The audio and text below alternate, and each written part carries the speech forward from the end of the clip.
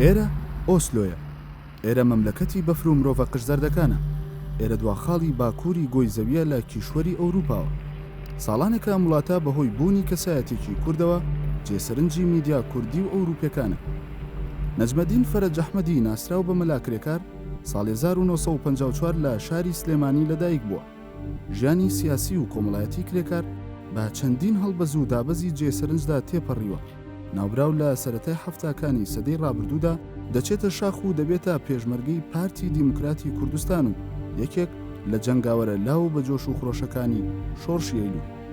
کرێکار لەم قۆناغی ژیانیدا بەوە دەناسرێتەوە کە لە تەمەنی 17 ساڵیدا مەشقی لەسەر چەندین جۆرە چەک کردووە. هەر لەم تەمەنەدا کرێکار فڕۆکەیەکی عێراقی دەخاتە خوارەوە و سەری فڕۆکەوانەکە دەگرێت بە دەستەوە و لە پارچەکانی فڕۆکەکەش شەکرشکێنێک بۆ دایکی دروست دەکات و بە دیاری بۆی دەنێرێتەوە بۆ سلێمانی.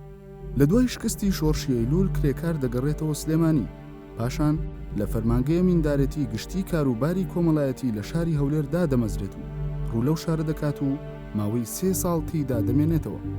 هاوشانی کاری فەرمانبەری کرێکار لە خوێندنگەی شەوان درێژە بە خوێندن دەدات. دوای تەواوکردنی قۆناغی ئامادەیی لە سەر خواستی خۆی دەچێتە بەشی عەرەبی کۆلیژی زمانی زانکۆی سلێمانی و بە پلەی دووەم ئەو کۆلێژە تەواو دەکات.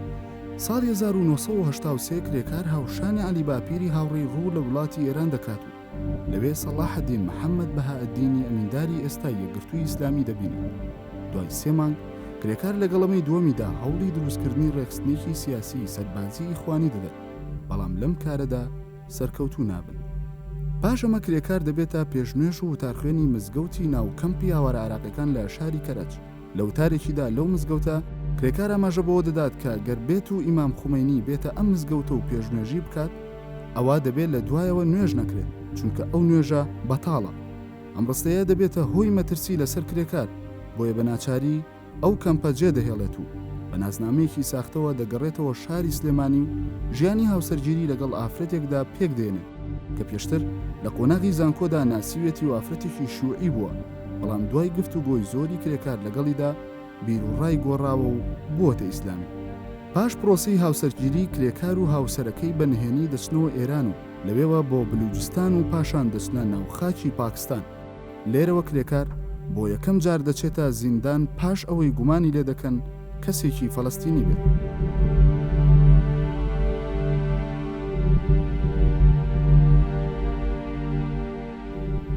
دوای بەڕێکردنی 100 ڕۆژ لە زیندانی پاکستانەکاندا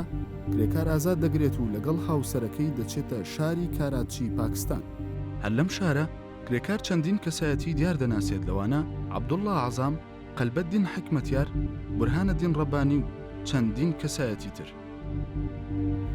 ساڵی 1988 و پاش کارەساتی هەڵەبجە مەلاکرێکار هەز دەکات خەباتی ئەو لە ناو ئیخوان موسلیمیندا هیچ سوودێکی نییە. هیوای ئیخوان موسلیمین هەڵوێستیان بەرامبەر ئەو کارەساتی بەسەر کووردا هاتووە هەڵوێستێکی ڕوون و ئاشکرانیە، بۆیە بڕیار دەدات بۆ یەکجاری ڕیزەکانی ئیخوان موسلیمین و زانکۆ و تەنانەت شاری کاراتچیش بەجێ بێڵێت و ڕوو لە شاری پیشاوەر بکا بە مەبەستی نیشتەجێکردنی خێزانەکەی و گەڕانەوەی خۆی بۆ کوردستان. لەگەڵ گەڕانەوەیدا کرێکار ئاشنایەتی لەگەڵ بزوتنەوەی ئیسلامی لە کوردستانی عێراق پەیدا دەکات. دواتر بە یەکجاری پەیوەندی بە بزوتنەوەی ئیسلامیەوە دەکات و وەک سەرکردەی ڕەوتێکی سەلەفی جیهادی لە ناو بزوتنەوەدا دەناسرێت و خەڵکێکی زۆری لێکۆ دەبێتەوە. ساڵی 1989 لە یەکەمین کۆنگرەی بزوتنەوەی ئیسلامیدا دەبێتە ئەندامی شورای بزوتنەوە. لە کۆنگرەی دووەمیشدا بە هەمان پلە دەردەچێتەوە و باڵەکەی زیاتر برەو دەسەنێت. برەوسەندنی باڵی سەلەفی و توندڕەوی ناو بزوتنەوەی ئیسلامی بوونە خاڵی قوڵی ناکۆچی نێوان بزوتنەوەکەوی چێتی نیشتیمانی کوردستان کە دوجار شەڕێکی خوێناوی لە نێوان ئەم دوو حیزبەدا لێکەوتەوە با شکستی بزوتنەوەی ئیسلامی کۆتایی پێهات. ساڵی 1992 کرێکار و خێزانەکەی لە شاری پیشاوەری پاکستانەوە ڕویان لە نەرویج کردو لەو وڵاتە مافی پەناهەندەیی سیاسیان وەرگرت.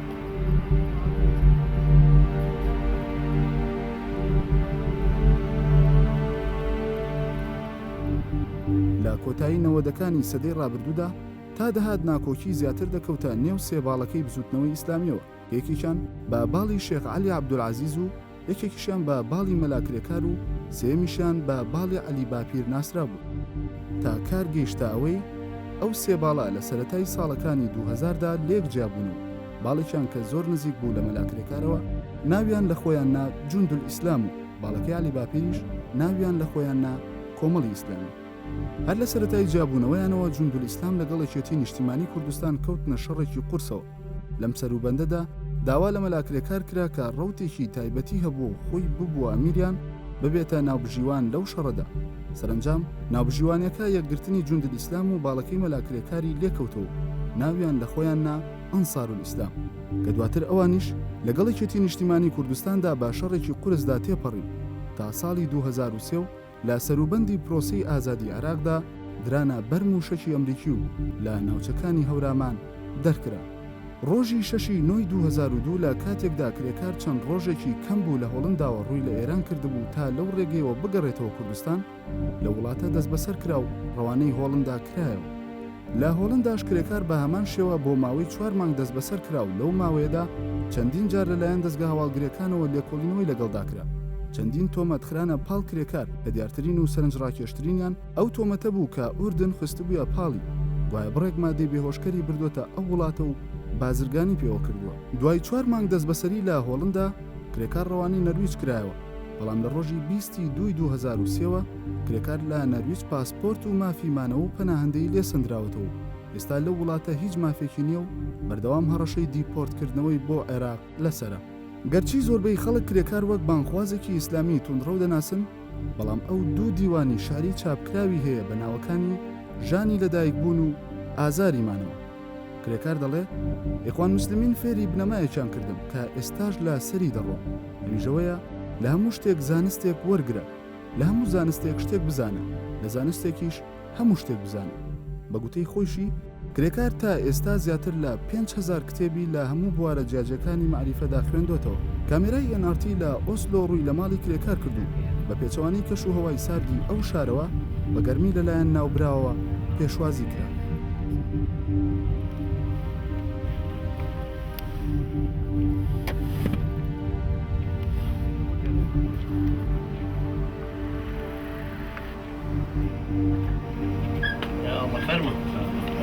سرچان بخير وسرچان اخبار وسهلا بخير وسرچان فرما بخير. مامۆستا پێ دوایە ئیسلامیەکان ئەو هێزە ئیسلامانی کوردستان باشترە بەشداری دەسەڵات بکەن یا ئۆپۆزیسیۆن بن؟ ئۆپۆزیسیۆن بن باش، چکان لەگەڵ ئەو دەسەڵاتیە زۆر عیبە خۆیان تێکەڵکە. دەسەڵاتێک هیچ ئازادیەکی نێ ناوەتە، دەسەڵاتێک ئەسڵەن ئەو شیعارانی کوردایەتی بەرزی کردوەوە هیچی نێ ناوەتە. دەسەڵاتێک یەک هەنگاو بەرە دەوڵەتی کوردی نەڕۆشتووە، دەسەڵاتێک نەیتوانی هەرێمێ دروستکە، دەسەڵاتێک نەیتوانی دابڕاوەکان بێنێتەوە دی، دەسەڵاتێک نەیتوانی ئازادیەک بۆ خەڵکە فراهەم بێنێ، دەسەڵاتێک نەیتوانی سیستمێکی تعلیمی متەزین دامەزرێن، دەسەڵاتێک نەیتوانی داوەری لە خۆی جیاکاتەوە، دەسەڵاتێک نەیتوانی حیزبایەتی وەک جنۆکە لە ناخی ئەم ئینسانە تێبەر بووە، نەیتوانی حیزبایەتی جیاکاتەوە لە سیستم، نەیتوانی فڕاشە تەعینکە بەبێت تەزکیە، جگە لەم هەموو جەلاد و ئەشکەنجەدان و ئەم هەموو مەئەساتەی کە هەیە، ئەم هەموو فەرق و فڕۆقەی کە هەیە. دەسەڵاتێکی سیاسی کوردی خاوەنی ئەو هەموو سەرۆت و سامانە نەیتوانی خانوویەکی باش تەئمین کە عەلە لە قەلبە ئەو هەموو ئەنفالیانەی کورد دەستیشی بەردا لە قەرەتەپە و لە خانەقین و لە مەنتقە دابڕاوەکان و مەخموریشی لەدەستچوو. هەر ڕازی بوو بەو سێ شارەی کە سەدام حوسەین و ئەحمەد حەسەن بەکردا بیان بە مەلا مستەفا. لە ناوەژ چلوێک وەزیر خۆ تۆ حکمی سین نابێ بەڕێوە، سین هەمووی 50 وەزیری نییە، بۆ 2 ملیۆن باڵغی کورد چلوێک وەزیر ئیدارەی ببا بەڕێ. ئەنجام هەموو قوددانی سەرۆت و سامانە، ئەم هەموو دزیە، ئەم هەموو خیانەتکاریە، ئەم هەموو ڕەشوەیە، ئەم هەموو گەندەڵیە. کوردایەتی کوێی سپیە، بە کوردایەتی لاکە تۆپیە کە بەس خەڵک احترافی پێ ناکە، نایڵن بکەوێتە مۆزەخانەی تاریخ. بۆیە ئەمەی گۆڕان موهیمە، گۆڕان بازنەی نیشتیمانێتی دوای ڕۆحە قەومیەکەی. قەومیەکە توانی گڕکانێ بوو بیهێنە شۆڕشەکە تاکو ئەم قۆناغە، لەم قۆناغە بە دواوە کوردایەتی تۆپی ڕۆی. مەبەست لە چی بوو لە سەر ڕایبوونی و هەموو لیسە ئیسلامیە، بەڵام لە هەڵبژاردنەکەی 25/7/2009 پشتگیری یاخود پشتیوانی یا مەسەن پێ و باشتر بوو کە دەنگ بگیرێ بە لیستی گۆڕان. نەخ لەبەرە گۆڕانکاریەکەی پێکرێ گۆڕان کردی پێشەوەی ببێ بە لیست و داژبەز گۆڕان جورئەتێکی دا بەو خەڵکە وەکو جورئەتی ئەم مزاهرانەی کە ئێستا لە تونسە کرێ گۆڕان بە دوایە بڕۆیشتایە یا ئێستاش بتوانێت بە دوایە بڕوە پێویستە بیان ڕووخێنێ ئەو ڕژێمان پارتی وێچێتی بێنێتە خوارە بەڵام کەم جار یەکێتی لە بەردەستایە چکە خۆی بەدیلی سروشتی یەکێتیە پێویستە ئەو مشەخۆرانەی یەکێتی ڕاونێتە کەنارەوە ئەنجا خۆی ببێتەوە بە بەدیلێکی پاکی یەکێتی بێتەوە پێشە بڵە بابە ئێمە خاوەن خەباتەکەی ئەو هەموو گەندەڵی کە ئابڕووی خەباتی ئێمەشیان برد وەرن یا تۆبە بکەن لای ئێمە بن بەڵام لە خانەی دواوە لە فارغۆنی دواوە ئێوە دەرنەکەون چکە ئەو جەماوەرش دوای ئێمە بغزێنێت ئەگەر گۆڕان خۆی ئەمەی پێکرا حیزبە ئیسلامەکان ناتوانن ئەمە بکەن خۆ من ڕقم لە حیزبە ئیسلامەکانی خۆم نیە هەمووی برای دینی خۆمن بەڵام یەکگرتو ئەمەی پێ ناکرێت یەکگرتو 16 مەقڕی سووتێنرا لەلایەنی پارتیۆ دەبەی غازیان بۆ فرێدان هەمووی پەپولە ئاسا بوون هەمووی پیاوی شەریف و جوامێر و ئاقڵ و مؤدەب چیان کردبوو بەس وجودیان زیاد دەکا وەکو ئەخلاقی پارتی تۆقی ئەوەشی بەسەرایەنە ئێنەشیان توانی دیفاع لە خۆیان کرد ئەمە کە دیفاعی لە تاکەکەی خۆی و لە مەقڕەکەی خۆی پێ ناکرێت با بە دیفاعی کوردایەتی چۆن بدەیتە دەست چۆن پێی بڵێن دابڕاوەکانم بۆ وەرگرەوە کەرکووکم بۆ وەرگرە ئەمە بەڕاستی نەخوێنەواریە ئەقڵ پێنەشکانە تۆ بڵێ یەکگرتووەرە بەکەوا سووری پێشبەشکرد بەڵام تۆ هەمومان اعترافەکەین بۆی کە بڵێن نەوشیرا مستەفا پێشکەوە بۆ نخبەی کە لەگەڵتایە بۆ وەرگرتنەوەی کەرکووک خەڵگەڵە وەریەگرێت لەبەرەوە شەڕیشی پێکرێ ئاشتیشی پێکرێت دەستی دیبلۆماسیتیش درێژەکە دەستی کلاشگۆفەکە قۆناغدارە سینیەکەشی درێژەکاتۆ کە لە شەڕەکانە بەشداری تیا کرد ئەمە بە یەکگرتو ناکرێت من ناشتوانم بەو خەڵکی خۆمان بڵێمە مسلمانینە دەنگ بن بە کۆمەڵی ئیسلامی کە ئەزانم ئیمتیدادی قەرارگایە مەشروعێکی پێنیە چکە مەشروعی تەفتیتی دەستی سونیە بزودم ئیسلامیش طبعا هی ئەو نیە بڵێن جارە زۆر ماوێتی بەنسبەتی گۆڕانکاریەکەی پێکرێت بۆیە من بە خەڵکەکەی خۆشمانم وتم حتا ئەوەی کە مزاهرەیەکیش کە گۆڕان لە پشتیەوە بێ بڕۆن لە مزاهرەکەشا بەشدار بن دوکانەکەت داخەو بڕۆ تەلەبەی مەکتەبەکەت بەجێ بێڵەوە بڕۆ ئەمەی ئێستاش کە مزاهرا ناکرێت ئەهلە ئیسلامیەکەی ئێمە ئەوەی کە جۆ لە منەگرێ تەرجیح یەکەم لەوەی کە بڕوا لە هەموو مزاهرەیەکە بەشدار هیچ نەبێ ئەو گرێتر سەد دەکرێت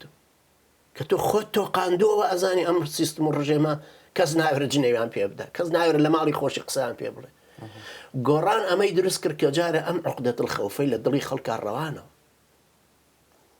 بەس هەندێک لە چاودێران پێیان وایە ئەو پشگیریەی تۆ هێندەی زەرەر بووە نیوەوەندە قازانج نەبووە بەڵگەشیان بوو ئەمە ئەڵێن دەرگای کردەوە بۆ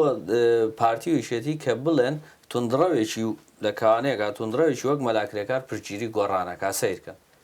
یەکەم جارە پارتیوێکێتی حجیان بەرامبەر بە گۆڕان ئەگەر 20 نقطیان لەسەری هەبێ بێ بە 20 گۆڕان چ باچی پێێتی کە تۆ 20 ڕەخنەگرتووە ینی ئێستا پارتی ڕقی لە گۆڕانە لەبەر ئەم نقطەیە ئەمە قسەی نەخوێنەوارە ئەنجا دوایەوە قووەت و نفوزی بە اعترافی خۆشیان ئەڵێ مجرد بەوەندەی کە مەلاکرێکار وتی دەنگ بدەن بە گۆڕان ئێمە 5 کورسی زیادەمان لە پەرلەمانە کە هەیە هی ئەم قسەیە ئەنێتوانین بڵێن ئەگەر تۆ بڕۆیتەوە بەشداری هەڵبژاردن بکەی 5 کورسیت هەیە نەک 5 کورسی من 5 کورسی جارە ئاوڕی لە نادم و بچمە کوردستان بەڕاستی چاو شۆڕ ناکەم بە 5 کورسی و بڵێ وڵاتمە پەرلەمان بۆچی وجودم هەبێت کە 5 کورسیە یعنی بۆچی ئەچیتە ناوە کە تۆ تەوازوناتت پێ دروست ناکرێت تۆ بۆچی چووی کەس تۆ سیانزە سەوتی و بە تاقیتەنیا پارتی بۆ دوو لە ڕێوپەرژینی چقامێ بۆ یاسای زۆری نەدەست هەڵە بڕێوەڵە کاکە با بێ بە قانون ئەمەی پێوترێت جەندەر بە کوردی عنی ئێ باشە ئەم قانونە بۆچی ئەبێ بە ڕەسمی لە بەرەوەی زۆری نەبڕیاری لەسەردا باشە ئەو باسی ئەو جەندەرە کرد ماوەی گەبێ لە کوردستانە چێژمە چێژێک زۆر هەیە لە ئەوان ڕۆشنبیر و مەلاکان و لە کەوانەی سیاسیەکان و ڕۆشنبیرێکی کورد دەڵێ ئەم ڕەوشە دروستبوونی مۆدێلێکی نوێی تالیبانە بەڕێوەیە بۆ کوردستان ئا لەو باوەڕدایە کە تالیبانیزم لە کوردستانە گەشت چیە لەسەرم کێشەیە یەکەم جارە ئەمە بێ بزانین کە گەمەیەکی تری سیاسی سیاست مەدارەکانە هی پارتی وێچێتیە ئلهاکردنی خەڵکە مەشغوڵکردنی خەڵکە بەوەی کە کۆمەڵە ڕۆشنبیر کۆمەڵە شتی ئیستیفزازیە نووسن بەرامبەر بە دینەکە و ئەوە شتێک نییە لەو مجتەمع مسڵمانەیە لیان قبول بکرێت خۆی ئێمە 2000 خوێنمان لەبەرەوە نەداوە ئەفەندیەک بێت لێرەوە بۆمان بنووسە کە چۆنە کابقان چۆن ڕێگای پێدەین ئێمەژەوە بکرێت ئەو مەلا بە شەرەفە عەمامە پاکانەوە ئەو خەڵکە بە غیرەتە جوامێرە ئەوەی پێ قبول ناکرێت و بکابقان لەبەرەوە هەر یەکە لە حاسی خۆی خاوەن نفوزە بەڵام ئەم سیاسیە فاشلە کە باسمان کرد سیاسەتی کوردایەتێکە هاتووە لەم لاوە دنەی کۆمەڵە یاساری لێ قەوماوەدا کە فکرە کۆمۆنیستەکەی لە دەست دەرچووە ئێستا مەجبورە خۆی بکاتەوە بە بندەستی یەکێکە خۆی بەخێوکە مەقالەکانی بفرۆشێ مەقالەیە گەنووسێ کە زیاتر ئیساراکە لەم لاشەوە هەر اتحاد العولەماش هەر هی پارتی وێچێتین هەردوو دەستەکە هەری پارتین یعنی بزەبت وەکو ئەوەی کە من ئەم دوو شتە هەڵەگرم ئاوە ئەم دوو پارچێن بەدەستەوەیە هەردووچی هەرهی منن یەک ئیرادەیە لەبەر ئەمیان بەرزەکەمەوە نزمیانەکەمەوە یاندەم بە یەکا نزیکیانەکەمە دووریانەکەمە ئەوش ئاوایە ئەم لەم لاوە دنیانەدا هەر یەکێک لەوانەوە کۆمەڵ لە ڕۆشنبیرەیە هێناوەتەوە بابە ئازادیە بنووسە بە کەیفی خۆت بنووسە وابە کاگنێچیروان دیفاع لێک وەختێکیش کە ئەنووسێت تەبانی ئیسارەی تەرەفێکی ترەکاتەوە بەرامبەر ئەمە دروستەکەن ئەم فەوزە خلاقە بە دەردی کێسنجەرەڵێ بۆی سیاست مەدارەکەش لەو لاوە بۆ خۆی هەر بەرزانی نەوتی خۆی و شەریکەی خۆی و کۆمپانیای خۆی و مەملەکەتی خۆی بەبا بەڕێوە و لەم لاشۆ خات و هێرۆ بە کەیفی خۆی بڕوا و لەو لاشۆ 28 شەریکەکەی جەڵاتاڵەبانی ئیشکە لەم لاشۆ باڤێڵ و قوباد و لەگەڵ ئایباک و لەگەڵ منەظەماتی تری جوولەکە و لەگەڵ هەمویانە دەستێک بکە ئێرانیش لەو لاوە بۆ خۆی وەکو مار بخشێ بە کەیفی خۆی بە وڵاتەی ئێمە ئەمە مۆزوعەکە لێرە ئەم نقطەیە بەڵام وەکو ململانێ گومانی تیانێ ململانەیەکە ئیمتیدادی زەمەنی ڕابردووە ئینگلیس کە هاتە سلێمانیەوە ساڵی 1990 مجلەی پێشکەوتنی دامەزران مێجەرسۆن دروستی کرد ئەو چاپخانەی هێنا ڕەفی قەزاز و ئەمانە کە لێی کۆبوونەوە ئەلمانیەکان بەرامبەر شێخی حەفید جەبهە ئەلمانیەکە هەر لە سەرەتاوە کەوتۆتە بەشی ئیستعمارەوە خۆ ئەمەی ئێستای پارتی وێچێتیەوە ئەفکارانی کە هاتوونەتە ساحەکە و هەر ئیمتیدادی ئەم خەتە ئیستعماریەن و گەورە بوون لەم بەرابەرەشە هی ئیمتیدادی دەوڵەتە عوسمانیەکە قەتع نەبوو بە یەکجاری ئەفکاری ئیسلامی هاتۆتەوە پێشەوە کوتم لە 1920 کە ئیمان بەرنا هاتۆتە پێش یعنی ئێستا ئێمە خۆ لە دایکبووی زەمانێکی نوێ نین ئێمەش ئیمتیدادی ئەم تاریخە دوور و درێژەی خۆمانی نۆکو ئیسلام بەس کابرای غەربی هاتووە خەڵکێکی پەروەردە کردووە بە دین و سیاست لێک جودان لای ئەو لێک جودا بوون لەبەرەوە لە ساڵی 1935 میلادیەوە کە مەسیحەتی پەڕیەوە بۆ ئەوروپا وتیان پاپا بەجا حکومەکە حکمی دینی ئیمپراتۆریش حکمی دنیاکە ئێوە لە ئیسلامە ڕووی نەدا باش ئەو ڕۆژگاری کە لە حەڤەی 2002 کە کوردستان بەجێهێش بۆ 2000 لەگەڵ ئەمڕۆیە کە جۆ لێبێ و ئەخوێنیتەوە لەسەری و ئاگاداری چ جیاوازیەک بەدی دەکەی جیاوازی گەورە هەیە لەوەی بواری پێشکەوتن یا پاشەکشە یەکەم لە بواری ئێمەیە وەکو ئیسلامەکان شکستێکی گەورەمان بەسەرا هاتوو ئێمە بە تاکید ئێستا لە قۆناغێکی شکستان 10 ساڵە زەڕەباتێکی زۆرمان بەرەکەوێ و بێ حسابیشی بۆ بکەین کە ئەمە قۆناغێکە پێویستە خۆمانی لەبەر بگرین بۆی وەکو سنگ دامان کوتێ و بە قوترمانکە نەک زەعیف و پەرتەوازەمان تەجروبەی ژیانی تر چاوکرانەوەی تر و شێوازی تری مەشروعەکەمان بێنینەوە پێش بەنیسبەتی کوردایەتی شەو کوردایەتی و ئەو قۆناغی وەکوتن قۆناغی کۆتایی پێ هاتووە خەڵک متمانەی پێ بکە و جارێک کە چەک هەڵگرێتەوە بۆ هەمان کوردایەتی بۆ هەمان ڕموز جارێککە هەڵیگرێت وەکو حیزب بەڵێ خەڵکێک لەبەری پارەوەرەگرێت لە حیزبە ڕواکەوێتە دوای شاخەکە زەردەکە بەڵام ئەو زەمانە ڕۆی ئێستش زەمەنی بازنەیەکی نیشتیمانی وەکو ئاخر هەلی قەومی چونکە سەیری کە قەومی لە هەموو وڵاتانی دەوروبەری ئێمە شکستی هێنا چونکە فکرێکی واریدی ئەوروپی بوو لە وڵاتی خۆیانە بۆ ئەوان بوو بە خێر چونکە لە دوای شۆڕشی دوای مادزیینی و دەیان کەسی منەزری وەکو ئەوانە کە هات ئیمپراتۆریەتی کاتولیکیان لەت کرد و 11 وڵات دروست بوو ئەم 11 وڵاتە بە ڕەنجی میلی خۆیان دروست بوو ئەلمانیەت وەختێ لە ئەوروپایە دروست بوو حرەکەتێکی 200 ساڵەی ناو مجتەمەعەکەیە ئەلمانیەتی ئێمە لەسەر سیستمەوە لەسەر سوڵتە و دەسەڵات و جەلادەوەیە بە کابرای ئەلمانیا ئەڵێ بنووسە ئەوە سمەڵ بابڕێکیش لە دوایە بە دەمانچەوە وەستاوە لە دیفاع لێەکەم بەرامبەر بەو مەلایە ئەمە هیچ نییە ئەمە ئەفکار دروست ناکە ئەمە لە ئوتێلێکەوە دانیشتووە مەقالە لەسەر ئەلمانیەتە نووسێ ئەلمانیەتە گەر پیاوە بێتە بەرامبەرمان و قووەتێکی شعبی دروستکا وەکو کێمە لە مزگەوتەکان و دروستەکەی ئەبێ ئەوە زۆران بازێکەمان لەگەڵا بکە ئێمە بدا بە عەرزە ساحەکەی بۆ تەختە بێ وکات جەندەر دەرەکە دوو لە ڕوێ دەرەکە چی دەرەکە خۆی توانە دەریکە سیستم بگۆڕە بە کەیفی خۆی بەڵام لە وجودی ئێوەیە لە وجودی ئەم ململانەیە ناتوانێەوە بکە اعترافیش بکە یان نەیکە مەشروعەکانی هەرەوەیە کە خۆی بێتە لەبەر من پێم وایە کوردایەتێکە بۆ خۆی تا ئەو قۆناغە هاتووەش کۆتایی پێ هاتوو ئیسلامی ئێمەش ئەو فترانی کە تەوزیفی تاقەیەکی باشمان لە بەردەستا بوو ئەمان توانی باشتر بیکەین و نەمان کرد زوو پەرتەوازە بووین زوو یەکگرتو بەشی خۆی جیا کردووتی کاکە ئێمە دیدێکی ئیخوانیانەمان هەیە و شوێن مامۆسەمە لە عوسمان ناکەوین ئەمە شکستی یەکەممان بوو دوایان خەنجەری ژەهراویان زۆر لە ئێمەدا لەو دەوڵەتانەی خلیج و هیچ کەسێ نەبوو زەکاتەکەی خۆیمان بدات هەروتیان کاکەمانە سەر بە ئێرانن ئیتر دوای ئەوەندەی ئەوان لە ئێمەیان خوێند و زەربیان لە ئێمەدا خۆیەتی بە خەتە عسکەریەکان ئەوەندەی زەربە لە ئێمە نەدا چونکە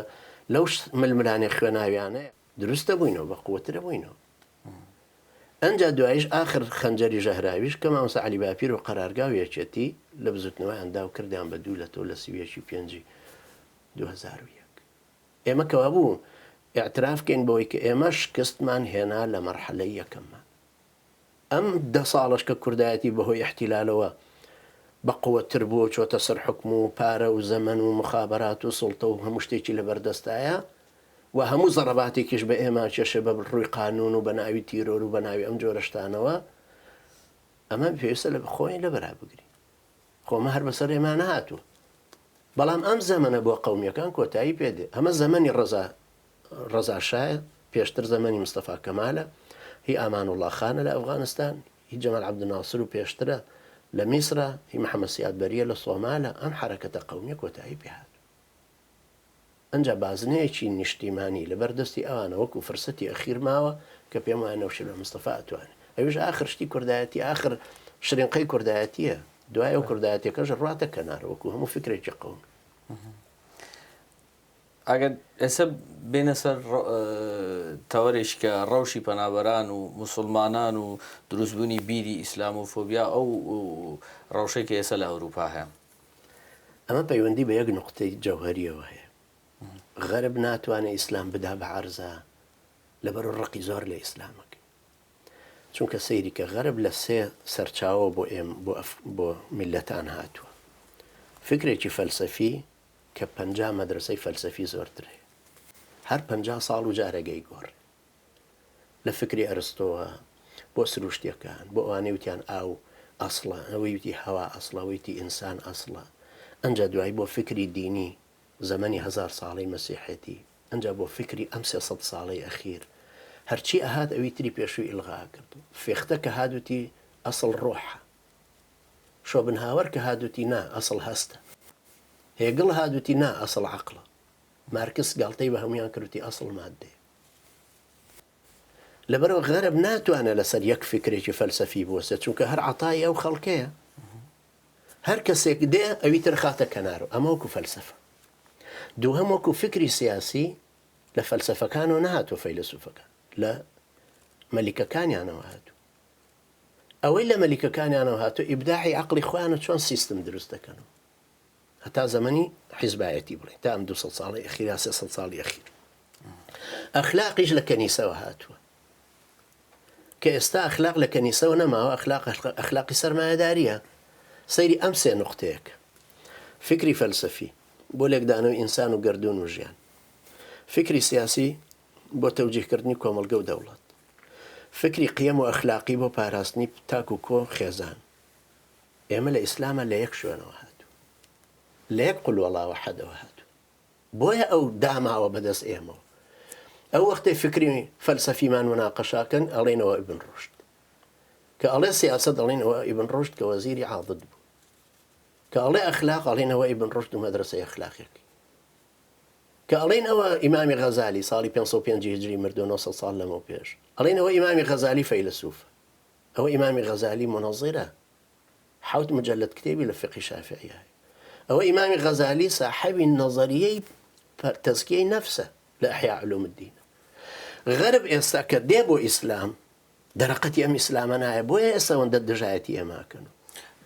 باز ئەوان باسەکرێ سکە لە ئەوروپا زۆر باسیەوەکرێ ئەڵێن هەندێک لە سیاسیەکان و ڕۆشن بیرانی ئەوروپی پێیان وایە کە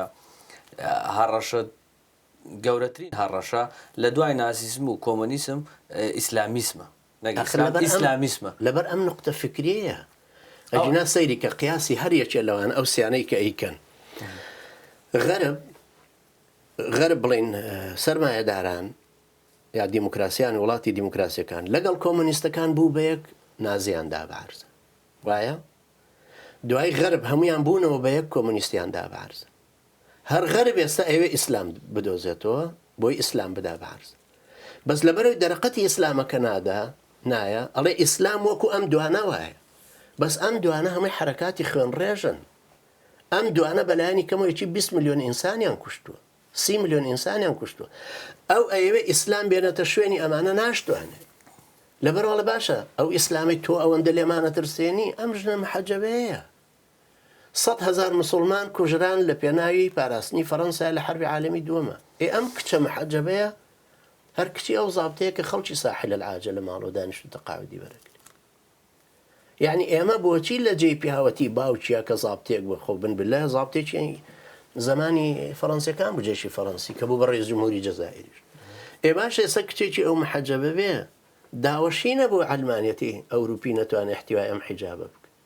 ئەمان لەبەرەوەی ناوێرن کورت و مختصەرە لە حەزارەتەکەمان لە بندەست دەرەهێنن ئەڵێ ئیسلامیەکە ناتوێتەوە ئیسلامیەکە قابلی گۆڕان نییە دوای ئیسلامیەکە سادقە کە دێتە پێشەوە ئیسلامیەکە لە نازی و لە کۆمۆنیستی ڕاستگۆتر دوای هەڵگری فکرەکە ناتوێتەوە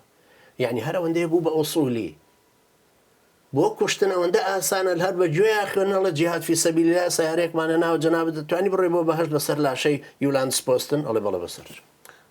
ئاسانە تەوزیفەکرێتەوە ئەوان لە هەموو شتێکی ئەم ئیسلامە ترساون لە فکری لە حرەکەتی گۆڕانکاری لە ئاراستەکردنی کۆمەڵگەکەی و لە پەروەردەکردنی تاکەکان تەوزیفی تاقەکانیش یعنی مەبەست لەوەیە ئەگەر با بڵێن بەو ڕۆی کە پرسیارکەم ئێستا ئەوان لە ئەوروپا شەڕبە ئیسلام ئەوروپا ئیسلام هیچ هەڕەشەیەک لە ژیانی ئەوروپی ناکات مەسەڵەن لە نەرویج تویانداناوە ئەڵەن تۆ یەکێکی لەو هەڕەشانە هەرچەند لە 2004یش بێتاوان دەرچووی لە چێسی تیرۆرە بەڵام تویانداناوەکو تۆ هەڕەشەی ئێستا لە نەرویج تۆ چ هەڕەشە لە ئەوروپاکەی هیچ بەس ئەو مەبەستی ئەوەیە کە من تێکەڵ بەم مجتەمەعی ئەو نەبم چونکە ئەو نایەوێ من نەجا لێ ئیسلامیەکە تەوجیه بکەم وەکو مەلایەک و ئیمامێک لە مزگەوتە نەبێ مەناو مجتەمەعەکەی ئەوە چونکە ئەترسێ ئەو یەکێک لەوانە متەئەسر ببێتەوە بە من ئەو ببێ بە ئەم جارە بەو فعالەی بەو کادرە ئایدۆلۆجیی کە ئەم دینە بڵاوەکات ئەو لەوە ئەترسێ من لە زیندانی ئۆسلۆ بووم فۆرم هەیە پڕیەکەی تۆکەوە ئیشی پۆستت هەیە هیچ شوێت هەیە هیچ شوێت هەیە لە زمنا داواکەی مەلا دەوێت قەشە دەوێت چی دەوێت منیش ئیشارەتم لە قەشەکەدا یای پۆلیسەکە بە پێکەنینەوە هێنایوتی مەلا کرێکار تۆ ئیشارەتت بەغەڵەت لێداوە وتم بۆ وتی تۆ لە جاتیەوە بنووسی ئیماممەوێ نووسیتە قەشەمەوێ وتم نا ئیمامم نایە خۆم ئیمامم وتی ئەی قەشە دەوێت وتم بەڵێ وتی تێ ببی بە مەسیحی وتم نا ئەوەکەم بە موسڵمان تەمە زۆری پێ ناخۆش دوای 20 قسوور ڕۆژ یەکێ لە دەرگای زیندانەکەیدا وتم لای خۆتەوە داخراوە وتی بەڵێ من کلیلەکە بە خۆمە ئیجازە هەیە بیکەمە وتم بەڵێ فەرموو هاتە ژوورەوە وتی من ئەو قەشەیەم کە داوات کرد جارێ 20 دقەی یەکەم بۆم نەخرایە قسە نێوەرا قس هیچ جۆرە مەجالێ بکاتەوە من هەرەوەندەم لێ پرسی وت من ئەمێ بزانم ئەو معلوماتانەی هەمە لەسەر مەسیحێتی ڕاستن یانە وی تۆ بەم ڕاستکەی تۆ گەر غەڵەت و ئەشمێ بزانم پرۆتستانتی تۆ کە نەرویجیت لەگەڵ پرۆتستانتی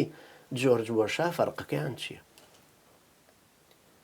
20 دقەی پێچوو هەر نێتەوە هەر نەئاهاتە مەیدانی قسەکردنەکەەوە لە ترسا ئەیوو شتێکم پێگۆڕە شتێکم بۆ دێنێتە پێش دوای اختلافاتی مسلمانانم بۆ باس کردوتم ئێمە ئەوەندە تیپ و فەرقین لە عەقیدە لە فکر لە مەزاهب لە مەسالیکی سۆفی و ئەمانە وردە وردە هاتە قسەکردنەکەەوە مەبەستەکە لەوەیە ئەو مجتەمع ئەو دیموکراسی ئەمان لاف و گەزافی ئەوەی لێدەن ناوێرن بوار بکەن و بۆ ئیسلامە ئوسولیەکە ئەیانەوێ ئیسلامێک بێ وەک چۆن مەسیحێتیان خستە قاڵبی خوانە و ئیتر پیا و ماراکە لە کەنیسە ئیسلامێکیانەوێ پیا و پیا و مارەکە لە مزگەوت ئەوەش ئیسلامەکە قبوڵی ناکە چکە ئیسلامەکە ڕێ بە هیچ کەسێ نادا ڕێساکانی بگۆڕ چکە ئیسلام وەکو مەسیحێتیەکە نییە قورئان لە زمانی پێغەمبەران نووسراوەتەوە بەڵام ئینجیل لە دوای زمانی سەیدنا عیسا بە 180 ساڵ هاتۆتە پێش قورئان عەرەبیە ئینجیلە ئارامیەکە نەماوە تۆ ئینجیل بە کوردیە خوێنی تۆ ئەمیتر بە نەروێجیە و بە ئینگلیزی بەڵام ئەم ئینگلیزە مسلمانە هەر قورئانەکە بە عەرەبیە خوێنێت بەس تۆ لێ هەڕەشە ناکەم بەس ئەوەی ئەوان لێیانەیە ئەوەی ئەوان کە باسیەکەن ئەوەی کە تۆ سەوتوت قاشەکە بکەم بە مسلمان ئەوە بە هەڕەشە ئازان بۆ هەڕەشەیە باش ئەو نەهاتوو مەلای ئێمە بکە بە مەسیحی ئەو جەیشە جەڕارە کاکە جان 6,000 قەشە لەگەڵ جەیشی جۆرج بۆشە دابەزین لە بەسرە لە بەغدا 6,000 قەشە بەو هەموو بارە کتێبەی کە هەیان بوو ئەوانیش نەهاتوونەوە خەڵکە بکەن بە مەسیحی لەو سەری ئەندۆنیسیا هەتاکو مەغریب چەند قەشەی تایە باشە ژنی نەرویجی نەچوە ئێستا لە هەڵەبجە ئینجیل تەوزیعەکە سەیری کە برا بەڕێزەکەم لە کوردستانی ئێمەیە تەنها وڵاتێکە لەسەر ئەرزە تەنها وڵاتێکە لەسەر ئەرزە کە نیسەی هەبێ تایبەت بە مسلمانی بە مەسیحی کرا ئەوە بەس لە کوردستان هەیە باشە ئەو خەڵکە بۆ هاتوو هاوار ناکە یعنی لێرە ئەگەرام خەڵکە چەند کەسە بێ بە مەسیحی هەرچەنە نسبەتێکی زۆر چونکە ئەمان زۆر سەریع دێنەوە بەرەو ئیسلامەکە یعنی لەو حادیسەی 11 سپتمبەر 6,000 کەس هەرە و ساڵە مسلمان بوو کە تەکمیلەی ساڵەکە هەمووی 3 مانگەکە دوای ئەوە چەندی تر مسلمان بوو یولاندس پۆستن لەسەر ئیسلامی نووسی لەسەر پێغەمبەر عەلەیهی سەڵات وسەلام و ڕەسم و کاریکاتێرە حەقیرەکان چەند کەس مسلمان بوو لێ دوایەوە لە سوید ئەبەم چەند ساڵەی دوای 16,000 کەس مسلمان بوو هیچ سویدی ئەوان ئەلەم مەوجەیە ترسن یەکێ لەوانە سەفیرە ناوی کنوتە کتێبێکی نووسیایەکی وەکو مراد هۆفمان 2 دکتۆرای هەیە فەلسەفە و اقتصاد سەفیر بوو لە مەغریب کە مسلمان بوو ئێستا کتێبێکی نووسیوەڵێ الئیسلام هو البەدیل ئیسلام بەدیلە ئەڵتەرناتیڤەکە ئیسلامە و دێتە پێشەوەش ئەوان ئەلەوە ئەترسن باش بەس ڕێیش کەش هەیە لە ئەوروپا ڕێیش کەش هەیە کە باسی ئەوە ئەکە ئیسلامیشی نوێ بەڕێوەیە کە لە ئەوروپاوە دەست پێەکە ئەو ئیسلامە لە ئەوروپاوە دەست پێەکە بۆ نمونە ئێشێک لەوانەیە کە ئێستا کۆمەڵناسە عادل باخەوان کە ئەشیناسی لە کتێبەکە لە لاپەڕە 75 باسی ئیسلامیشی نوێیەکە ئەڵێ لێرەدا مەسەلەیەکی گرنگ جێگای تێبینی نرخاندنە ئەوەی لە فەڕەنسا ڕوودەدات شۆڕشێکی مولحیدەکان نییە لە دژی ئیسلام شۆڕشی کافرەکان نییە لە دژی ئیمانداران ئەو شۆڕشە لە ناوەوەی کێڵگەی ئیسلامی خۆیدایە و شۆڕژێرەکان خودی مسلمانان خۆیانن ئەو مسلمانان لە ڕێگەی گوتار و پراکتیکەوە سەرگەرمی بیناکردنی مۆدلێکی دیکەن لە ئیسلام مۆدلێک کە ڕەنگە لە داهاتوودا مەکە و مەدینە ناچار بکا بە قبولکردنی گەرجاری پێشوو لە عەرەبی سعودی ئیسلامی بیناکرابێ ئەم جارە لە وڵاتی ڕۆشنگەریدا بینا دەکرێت ئەوەسی لە ئەوروپا پێم وایە مەخەونێکی زۆر لە حوشتریەکەش دوورترە یەکەمە ئیسلامی کە ئەو ئەوێ ئەمە ئیسلامی پێش عادل باخەوانیشە و ئەوروپا زۆر محاولەی بۆ کردو و جامعاتی بۆ دامەزراندووە لە هۆڵەندا و لە فەڕەنسا و لە ئەڵمانیا و لە سویسرا و یەکی وەکو ساید ڕەمەضان کە ئەگەڕێ بە جامعاتی وڵاتی ئەوروپیا و بۆ دروستکردنی ئیسلامێکی مۆدارن کە ئەوروپا قبوڵی بێت ئەمەی کە عادل باخەوانی ژەیڵێ لاساییکردنەوەیەکی ئەوە مژدەیە کە ئەمانداتی وەڵامە کە مەدینە ناچارەکە وڵاتە حەدایەکەمێ یەکێکی وەکو ئێمە قەنەعەت پێ بکە چونکە جارێ ئەمەی کە ئەوروپا ئەوێ ئەڵێ کورت و مختصر ئیسلامێکمانەوێ ئەم سیستەما قبولکە ئیسلامێک بێتە ناو ئەم سیستمەوە لە قاڵبی ئێمە یابێ ئێمە ناچینە قاڵبی ئیسلام لەبەرەوە ئیسلامێکمان قبولە بۆ ئەفرادی خۆمان چونکە هەر دیکتاتۆریەتێکە یعنی هەموو کەسە لە عاستی خۆی وڵێ دینەوە نییە کە تۆ تەفسیریەکەی بابەت دین و سیاست لێک جودان باشە خۆ من نهاتوم دیموکراسەکەی تۆ شەرحکەم باشە تۆ بۆ ناڵی دینەکە خۆم شەرحیکەمەوە باشە من وشەی دینەکە لە زمانی عەرەبیەوە دێنم خۆ من نهاتوم تۆتالیتاری بێنم شەرحیکەمەوە بە قورئان تۆتالیتاری وشەیەکە بە بڕم شوێن فەرهەنگی خۆی بکەوم ئەمەی کە ئەمیژەی لە مەژدەمانەداتێک کە ئیسلامێکی نوێ بەڕێوەیە دێ بەخوا لە فەڕەنسا شانایی بینێ خۆی چونکە ئیسلامێک نییە مەقبول بێ یعنی ئیسلامێکە بۆ غەرب چۆنە شەکەیفی خۆیەتی بەڵام بە تەکید ئەهلی ئیسلام لە غەربی ژەوەیان قبول چونکە ئەو ئوسولی گەرەتەی کە لە ناو غەربیشا هەیە ئەمەی قبول ئەوان چۆن نەتوان سۆمالیە گوالێ بکەن و بیشی گۆڕ ئەوەی ئەو ئەیلەو ئەو مژدەی ئەوەیدا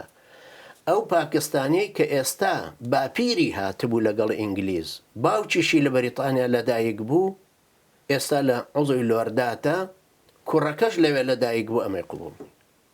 بەچی تۆی گۆڕی گۆڕینی دین قەنەعاتێکە ئەبێ ئەم مەنزومەیە هەمووی بگۆڕی منظومە فەلسەفیەکە کە لە قول الله وحدەوە هاتووە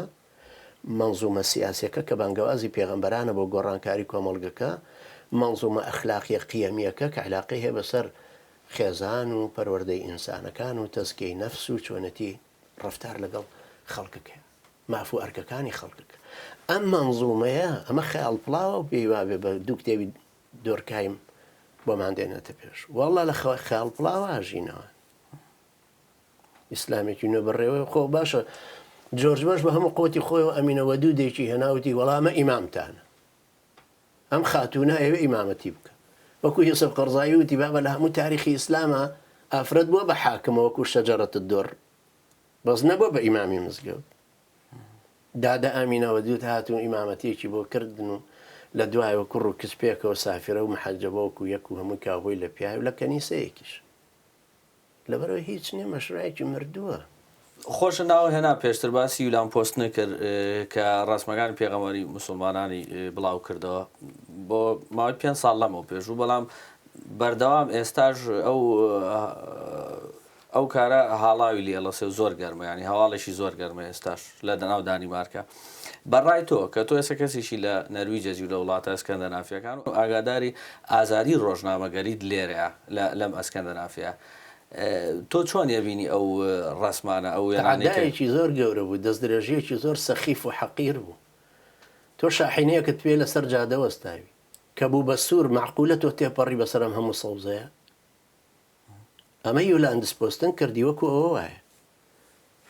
سنووری تۆ کۆتایی دێ کە سنووری من کۆتایی دەستی پێ کرد تۆ ناشێ لە سنووری خۆتۆ هاوەندانی بەرامبەر ماڵیە لەم زەمەنی عەولەمەیە کە هەموو شتێک بڵاو بێت تۆ ناتوانانی بۆت نییە ئەو تەعەدای بکەی لە قەداسەتی پێغەمبەرەکەی ئێمە لەبەرەوەی خۆتت ناو حڕیەتی تعبیر زەریبەی ئەم حڕیەتی تعبیرە پێویستە بیدەی تۆ وەک دانیمارک پێویستە بیدەی نەکەر وەکو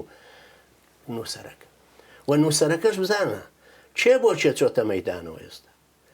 دانیمارک بە دەبابەوە ڕۆیشتۆ بۆ ئەفغانستان ناتوانێت ئینجیل لە تەوزیعکە ئێمە بۆی هاتوینەتەوە ناو وڵاتی خۆیەوە ساحەبی یولان سپۆستنەکە لە ترسا چۆتە لای مخابرات نازانێت لە چوتێرەکە داین چێ بۆ چێ چۆتە مەیدانە لەبەرەوە ئەبێ ئەمە زۆر قورسەکەوێ لەسەر دانیمارکە بێ هەمووی ئەو زەریبەی لەسەر بدا کە ئەو ئیعلانی ئەو شەڕی بەرامبەر بە ئومەتی محەممەد المستەفا کردو عەلەیهی سەڵات وسەلام ئێستاش نەبێ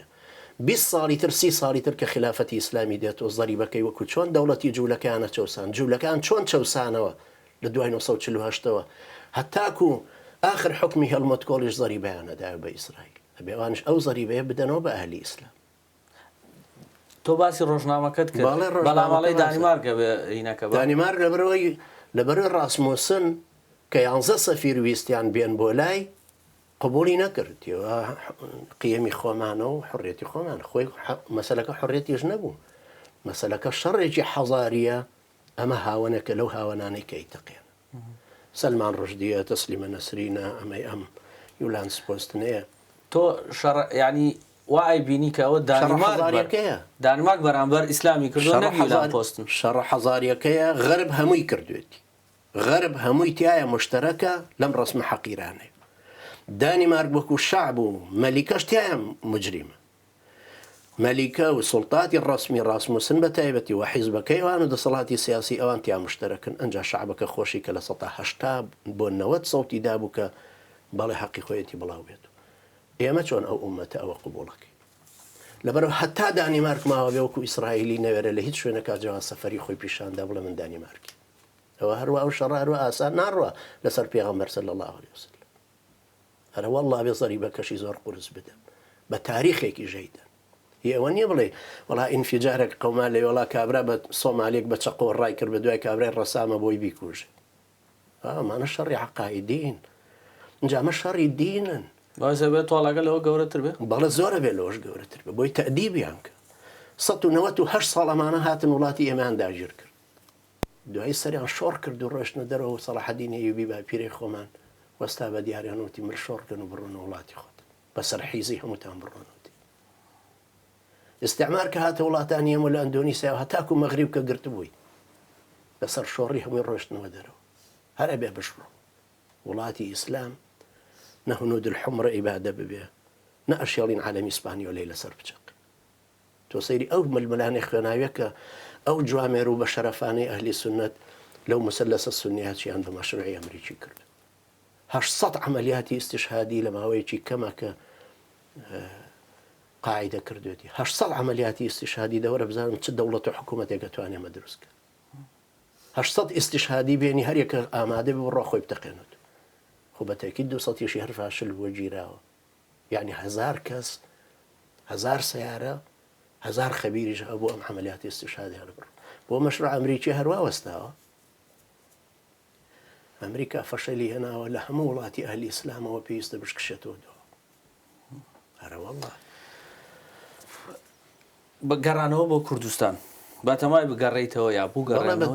بەڵێ بە تاکید کوردستان مافی خۆمە حەقی خۆمە پێشمەرگەیەکی زمانی 74 عمرم 17 ساڵ بۆ من پێشمەرگە بووم لە وڵاتێ هیچ کەسێ بۆی نییە ڕێگای گەڕانەوەم لێ بگرێ ئەم مجریمانەی ئەم وڵاتانە ڕێگای گەڕانەوەکەیان گرت و جیازەکەشیان لێ نەساندمایە تۆ دەمێ بخۆم پیا کردو بەس ئێستا ناکرێت چونکە من ڕستمم ێستا لە هەموو شوێنەکە هەیە و معروفم و ناکرێتە خۆ من وەکو حدود و قاچاق ڕەبی بڕ ینی ڕۆیتەوە لە هەولێردا ئاوازی بۆ نموناگە جواز هەولێر سلێمانی بۆ من هەمووی وەکو یەکوای خۆ حکمی پارتی و یەکێتی فەرقیان چییە توش کێشە نابووی لەگەڵ دەسەڵاتە ناخر خۆ ئێستا ناکرێ ئاوا بڵێم ئاوا گەڕێمەوە یعنی خۆ قایبل لە ئێستا وەکو کابراایکی عادی نەماوە بڵێم وڵا نەفرێکە ولیتی بڕیەوە چۆتەوە وڵاتی خۆی وەکو کە جەنابەت مەسەلە نەگەڕێیت و یا ناکرێمە چونکە من لێرە یەک کۆمەڵ جارە هەر قڕقوشم بە قاچمەوە یەک کۆمەڵ ئەثقال و یەک کۆمەڵ قوانین و یەک کۆمەڵ کێشەی نەتەوە یەکگرتووەکانەوە ئەمریکایە و ئوردونە و نەرویجە و یخۆ هەروە ئاسان نییە لە دوای گەڕانەوە بۆیە لەسەر چ زەمانەتێ گەڕانەوە بۆیە لە دوای چی بە چه حساب و کتاباتی لەبەرەوە هەمووی پێویستی بەڕاستی ئیش بۆکردن هەیە پێویستە ئیشی لەسەر بکرێ هەمووی بەڵام بە هیچ گومانت لەوە نەبێ من ئەم شەو بتوانم نایخەمە سبەین گەڕانەوەی کوردستان و مواجهەیە هەموو شتێکی شانەکە چێش پیاوە چێژە لەشتی لەسەرمە پێش هەموو شتێک گەڕۆمەوە بە خێڵی حەماڵم خەڵکی نەوەرن کاکە مەڕی چێ کوژراوە من خوێنەکەی بدەم هەرچەنە منیشی تیانە بوو لەوانەیە چێ بڵە جا کە تۆی تیانەوەی خوێنەکەی بۆ دەی ئاخر کاتی خۆی کابرا چوو وەلای مەلا مستەفا وتی وەڵا مەلا مستەفا لە ڕانیە دینارێکیان لێ سندوم لە داری قەمتەران نیو دیناریان لێ سندوم لەسەری هەیبە سوڵتان ڕبعێکیان لێ سندوم وتی قوربانجان ئەمە دینارەکەی ڕانیەت ئەمە نیو داری قەمتەرانت ئەمە ڕبعەکەی هەیبە سوڵتانە تیجا تۆ بۆ ئەم دەیت و ئێوتی ئاخرەکەت منی شۆڕش نەکەمەوانە بە ناوی شۆڕشەوە وەرناگرن لەسەر ئەم مەسوولیەتە ئەخلاقیەوە بێمە بڕۆم بڵێم وەرە خێڵی حەمەکە کە گەرمەڕێکیشتان کوژراوە من خوێنەکەی بەڵام خۆی کەستان لێ نەکوژرا ئەوەی کوژراوە پێشمەرگەی باڵغ و ئاقڵ و ڕاشد و شەڕانی و هەمووی هاتووە بۆ شەڕ بەو شاخ خۆ نهاتوو گوڵ و ڕێحانم بات ئەو نەکوژرایە ئەو یەکێکی کە کوشتکە لە بەرامبەریەتی کلاشینکۆف هەردووچیان بەرامبەر یەک تەقانویانە ئەمیان زووتر گەیشتوتە شەڕێکیشە وەکو هەر شەڕێکی تری کورد یعنی بۆچی جیاوازترە لە یەکێکی ئەگە گەڕایتەوە کوردستان بەتەمای سەرقاڵی چی بی پلانت چییە؟ پلانم هەروەکو مسلمانێک لەوێ یەکەم جار بە تاکید وەکو ساحەب فکرێک نەزەریەکە بزانم چەند کەس استیعابی کردو چەند کەس ئێوێ لەگەڵمانە کار بکە دوایەوە حتوە نەگەر ڕێگا ببێ مؤتەمەرێک گرین بۆی تەشکیلێکی لێ دروست ببێ ئەم تەشکیلەیە بەرنامە سیاسیەکە هەڵگرێ بە پشتیوانی خۆ ئەوش جارە نازانم ئایا هەر مجرد پلان و خەیاڵێکە یان دێتە دی سپاس بۆ دیدا سەرچاوان خێر بێت